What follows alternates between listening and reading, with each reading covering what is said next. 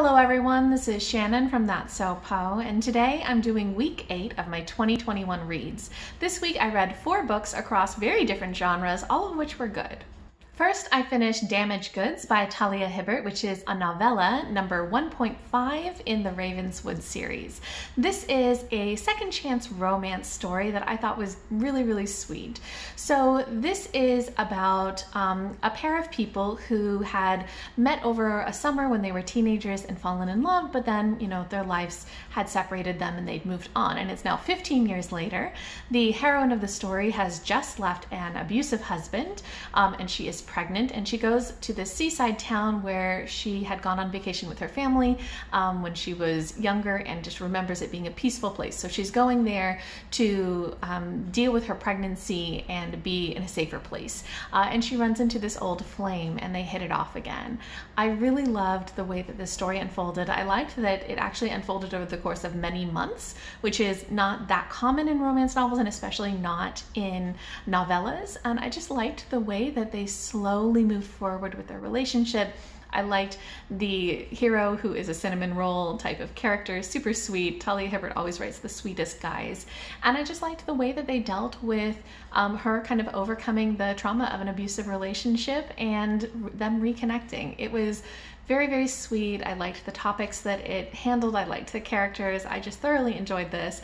I gave it 5 out of 5 stars, and I have already started the next book in the series, which I'm loving too. Next, I finished The Tradition by Jericho Brown, which is a poetry collection that I'd heard good things about from Tori at Tori Morrow, who I will link below. This is a poetry collection about being Black in the US, about being a gay man, about being HIV positive.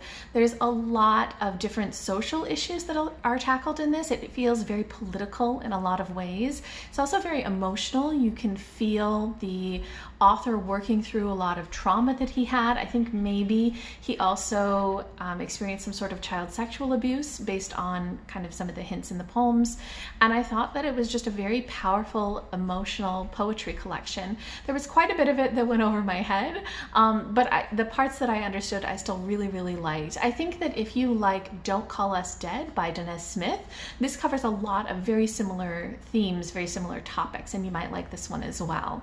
I think also there was a very unique style of poem that I'm pretty sure this author created called the duplex, and I thought it was really interesting. It has sort of this callback type of form where it goes back and forth between different sides and repeats some of the sections, and I just thought it was a really neat poetry form. So even though quite a bit of this went over my head, I did really enjoy it, and I gave it 4 out of 5 stars.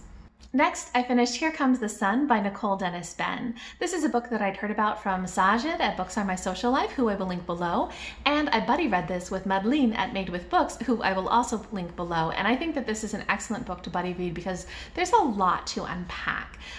This is a very dark and heavy literary historical fiction that takes place in Jamaica in the 1990s and is about a woman who is queer and who is struggling to get by. She works at a hotel but has to supplement her income by doing sex work in order to support her younger sister, who's going to a very elite private school. And there is so much in this that is just very difficult to handle. Lots of content warnings about rape and child sexual and physical abuse and homophobia and all sorts of very heavy content, but it was, I thought, such an excellent exploration of that experience in Jamaica in the 1990s. And I think that it's really worth reading, even though it is very heavy. And I'll have a review up later this week talking more in depth about why I liked it so much. But I gave this 5 out of 5 stars, and I think that if you can handle the content, it is well worth reading. And lastly, I finished The House in the Cerulean Sea by T.J. Klune. I have heard such amazing things about this from so many different booktubers. It is a queer, very uplifting story that is a fantasy where there is a middle-aged caseworker who goes to check out an orphanage of magical children who are very unique, very difficult, special children. And he is somebody who plays by the rule book. but has to kind of grow and learn while he's there.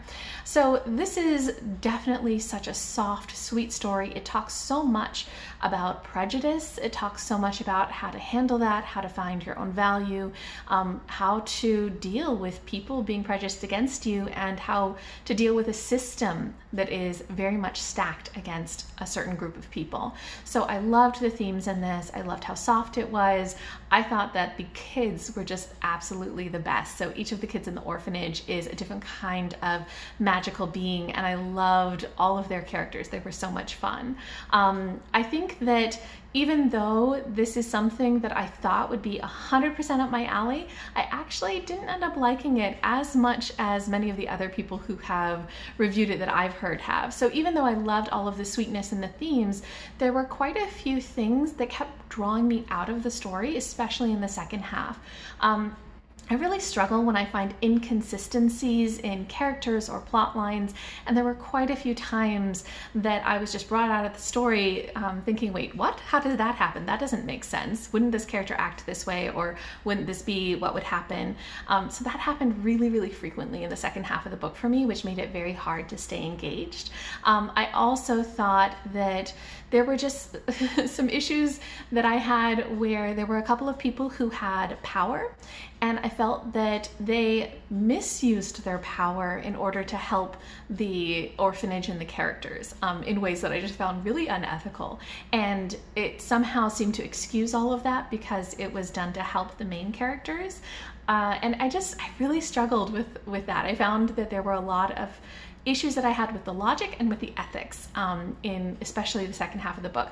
So I did find it very, very sweet, but I just struggled to fully be engaged and connected through the end of it. So overall, I gave this 3.5 out of 5 stars, but definitely if you're looking for something sweet and uplifting, this is a good book to pick up. So those are all of the things that I read this week. If you guys have read any of these, if you have any thoughts, any comments, anything at all, just go ahead and leave me a comment down below.